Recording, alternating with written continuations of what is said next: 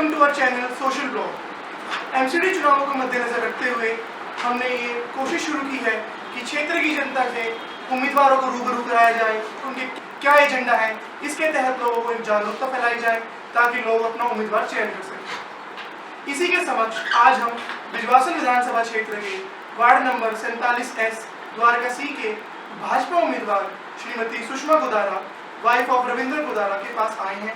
हम उनसे बातचीत करेंगे, उनकी एजेंडा, उनकी पॉलिसीज, उनके क्या कार्य करने की उनकी इच्छा है वो क्षेत्र की जनता के समक्ष लाएंगे ताकि जनता अपना मन बना सके कि किसको उन्हें चयन करना है। तो आइए बातचीत करते हैं रविंद्र गोदारा जी से। नमस्ते सर, आप भाजपा युवा मोर्चा के उपाध्यक्ष रह चुके हैं। पार्टी ने आपको एक मौका दिया है कि 47 ऐसे चुनाव लड़े, तो आप क्षेत्र की जनता से क्या कहना चाहेंगे? क्षेत्र की जनता को पहले तो मैं धन्यवाद दूंगा कि उन्होंने मुझे इस लायक समझा।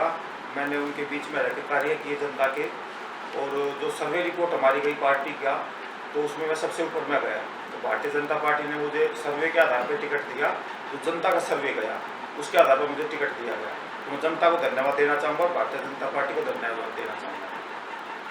तो आपका बेसिकली आप चुनाव लड़ रहे हो, आप चुनाव समर में उतर चुके हैं, हफ्ता रह गया है चुनाव के लिए, तो आप किस एजेंडा पर, क्या पॉलिसीज पे काम कर रहे हैं, किस तरह से अपना चुनाव को प्रोग्रेस कर रहे हैं? मेरा मेन एजेंडा जो है द्वारका सी वार्ड, इसमें 5 गांव हमारे और 2 सेक्टर हैं, सेक्टर 8 और सेक्टर 9। कुछ हिस्सा राजनगर पार्ट का पड़ता है, देवकुंज, पीपलो। तो मेरा वार्ड गांव भी है और शहर भी है और कॉलोनीज भी है। तो मैं किसी को भेदभाव में करूँगा नहीं। मेरा मेन एजेंडा होगा साफ सफाई का। सबसे सुंदर और साफ सफाई का वार्ड हो द्वारका सी, मेरा सबसे मेन एजेंडा मेरा ये होगा। दूसरा मेन एजेंडा मेरा एक क्या होगा कि जो पहले पार्षद रहे, किसी पार्टी के रहे, वो उनका एक ही रहा पहले कि मेरे पास सफाई कर्मचारी नहीं है या मेरे पास लोडर नहीं है। मैं जनता से मैं भरोसा देना चाहता हूँ जनता को कि सबसे ज़्यादा सफाई कर्मचारी मेरे वार्ड में होंगे और डेली हर गली में, हर नाली की सफाई होगी। सबसे मेन एजेंडा मेरा ये होगा। तो आप इसके लिए आपने कोई रोड मैप तैयार किया है? मैंने जरूर रोड मैप तैयार किया है। अभी तो हम इसमें हैं, लेकिन इससे पहले भी हम कार्य करते थे जब हम चुनाव की तैयारी में थे, और चुनाव की तैयारी से पहले से इसमें लगे हुए हैं। मोदी जी का स्वच्छ भारत अभियान है, उसके लिए हमने पहले से रोड मैप हमारा तैयार है। चुनाव से पहले भी हम पहले गांव में जाके हम साफ सफाई करते थे, और जनता मुझ पर विश्वास करेगी तो मैं उनको भरोसा देना चाहूँगा कि पहले भी हमने कार्य किया है और फिर और जिम्मेदारी से हम कार्य फिर दोबारा से करेंगे। आपसे जनता एक सवाल और जानना चाहती है कि जन सेवा के लिए आपको प्रेरणा कहाँ से मिली और आपका प्रेरणा स्रोत क्या है? मैं मोतीलाल नेहरू कॉलेज में पढ़ा और वहाँ पर मैं विद्यार्थी परिषद से जुड़ा। विद्यार्थी परिषद एक ऐसा संगठन है जो देश के प्रति जागरूक करता है, देश भावना जागरूक करता है। तो वहाँ से मैंने ये एम किया कि भारतीय जनता पार्टी के द्वारा जुड़ के ही मैं देश की, समाज की सेवा कर सकता हूँ। अन्य पार्टियों का एजेंडा दूसरा होता है, उनका होता है जनहित, खुद का हित, ना कि समाज का हित। तो विद्यार्थी परिषद भारतीय जनता पार्टी का एक एजेंडा होता है कि जनता का हित, सबका साथ, सबका विकास। तो मेरा एक एजेंडा रहेगा। तो सबका साथ सबका विकास के नारे को आप लेकर आगे चल रहे हो, लेकिन आपको पता है दिल्ली में भी क्या स्थिति है, एमसीडी दिल्ली सरकार की विस्तृत मुहिम चल रही थी, तो जनता इस चीज से त्रस्त है और हर चीज में एमसीडी दिल्ली सरकार पर दोष लगा देती थी, दिल्ली सरकार एमसीडी पर दोष लगा देती है। तो आप कैसे आश्वासित करेंगे जनता को कि इस तू मुहिम की लड़ाई से बाहर निकलकर जनता को अपना हित मिलेगा? अभी आप देखिए, 2-2.5 साल पहले दिल्ली में चुनाव हुए, आम आदमी पार्टी के प्रचंड बहुमत से उसको जनता ने मत दिया, 67 सीटें उसको दी। 2.5 साल में उसकी ओनली झूठ, चलो राजनीतिक दृष्टि से वो आरोप प्रत्यारोप चलते रहते हैं, लेकिन जो सर्जिकल स्ट्राइक हुआ कश्मीर में, उसमें उसने राजनीति की। तो मेरा ये कहना है कि वो पार्टी का कोई राजनीतिक नहीं है, उसको तो एक ओनली बोलना ही बोलना है, नेगेटिव बोलना है। तो उसको तो जनता पहचान चुकी है, उसका तो कोई भी एम नहीं है। तो और जो हमारा है अपने एमसीडी में का, मुझे नहीं लगता कि हमारे पार्षद सबसे अच्छे पार्षद रहे हैं और बहुत ज़्यादा काम किया है। एक पार्टी ने तय किया कि अब की बार युवाओं को आगे बढ़ाएंगे और नए चेहरे आगे लेके आएंगे। तो इस विषय इस एजेंडे को लेकर भारतीय जनता पार्टी ने युवाओं को मौका दिया है, तो ये पार्टी का निर्णय है। तो अभी अगर हम देखें कि चलो आप 26 तारीख को चुनाव जीत जाते हैं और क्या पता उसके बाद आपसे यहीं पर मुलाकात हो दोबारा से, तो बनने के बाद आपने अपनी जो प्रायोरिटी लिस्ट सेट की है काम की क्षेत्र में, देखा होगा आपने कि क्या समस्याएं हैं, उस प्रायोरिटी लिस्ट में आप किन कामों को ऊपर रखते हैं और क्या क्या किस तरह से आप उस पर काम करेंगे? मेरे पास बहुत ज़्यादा समस्याएं हैं जनता के लिए। सबसे मेन जो समस्या है, एक मेरे वार्ड में शाहबाद गांव पड़ता है, वहाँ के लोगों की बहुत ज़्यादा समस्याएं हैं सफाई के प्रति। तो मैं शाहबाद गांव को, बागडोला गांव को, सेक्टर 9 में जितने भी पार्क हैं एमसीडी के, डीडी के, हर गांव में, हर पार्क में ओपन जिम होगा। ये मेरा सबको आश्वासन है मेरी जनता को, और मेरी सबसे प्राथमिकता यही होगी, ओपन जिम, क्योंकि स्वस्थ रहना भी जरूरी है।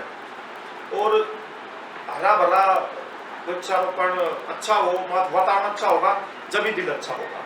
तो मेरी प्राथमिकता है सफाई और नालियों की सफाई, इन पर होगा मेरा मेन फोकस। तो अभी आपको चुनाव, आपकी कितनी अपनी जीत को सुनिश्चित समझ रहे हैं आप कि किस प्रकार आप जीत जाएंगे, और आपको जो सबसे कड़ी टक्कर मिल रही है, जो आप समझते हो किस उम्मीदवार से इस क्षेत्र में आपको सबसे कड़ी टक्कर मिल रही है? देखो, आपने पहले तो बोला कि कितना मार्जिन होगा, क्या होगा।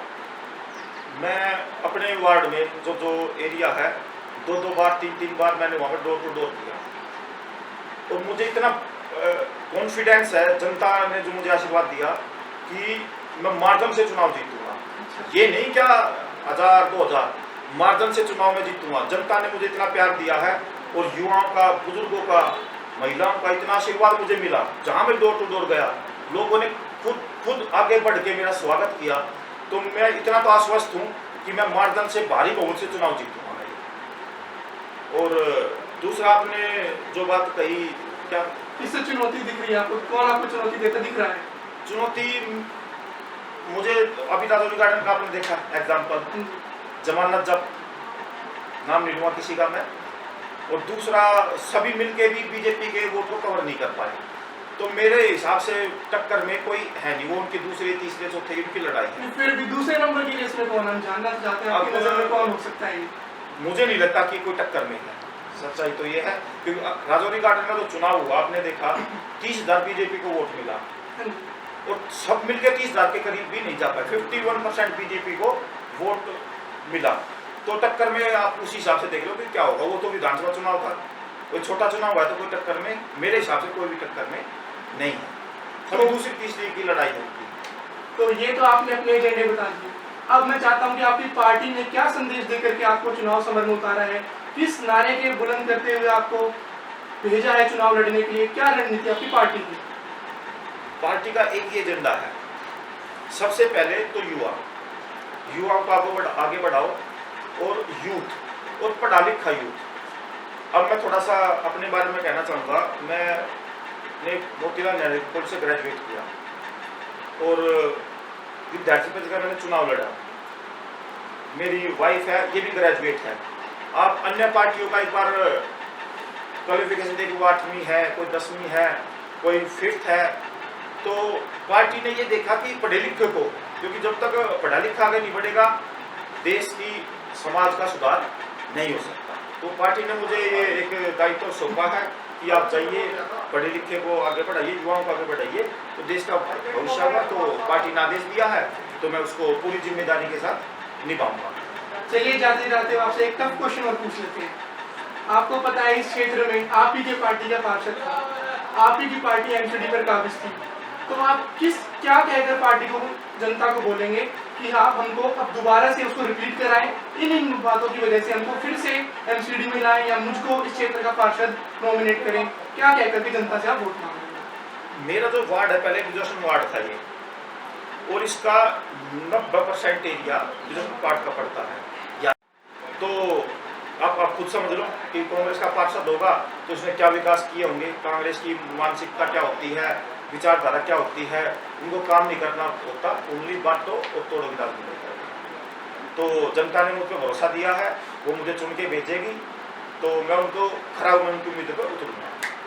चलिए, आपके क्षेत्र का एक वोटर होने के नाते मेरी आपसे एक गुजारिश है क्षेत्र की समस्या से रिलेटेड कि हमारे गांव शाहबाद मोहम्मदपुर में बारिश के टाइम सीवरेज की समस्या बहुत है, नालियां रहती हैं, गंदगी बहुत है, स्वच्छ भारत के सपना जो मोदी जी का है उस पर वहाँ पर काम नहीं हो रहा। मेरी आपसे अपील ये है कि अगर आप बनते हैं तो प्लीज़ सबसे पहले स्वच्छ भारत के नारे को बुलंद करके सफाई की ओर बहुत ध्यान दीजिए। अगर इसमें मेरी कोई आपको ज़रूरत होगी तो मैं बढ़ चढ़ कर इसमें सहयोग करने की आपको आश्वासन देता हूँ। आपने इतनी अच्छी बात उठाई, ये भी एजेंडे में है मेरे, लेकिन जो मेन समस्या है ना वो है जब तक आपके गांव का सीवरेज बाहर नहीं निकलेगा तो उसके लिए भी हम प्रयास करेंगे अपने सांसद जी से, हमारी केंद्र में सरकार है कि रेलवे लाइन के नीचे से हमें सीवरेज के लिए आर पार मिले रास्ता, उसके लिए मैं पूरा गंभीर प्रयास करूंगा। और मुझे विश्वास है शाहबाद गांव से जो मुझे प्यार मिल रहा है, मैं उनको बताना चाहूँगा जो उनकी समस्याएं हैं 100% मैं उनको सुलझाऊंगा, ये मेरी आपको एक आश्वासन है।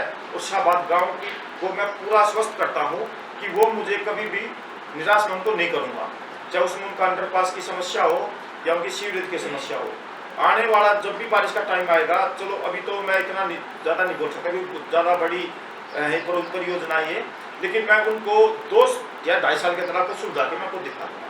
मेरा कोई भरोसा मैं आपको दिलवाता हूँ, शाहबाद को मैं ये भरोसा देना चाहता हूँ।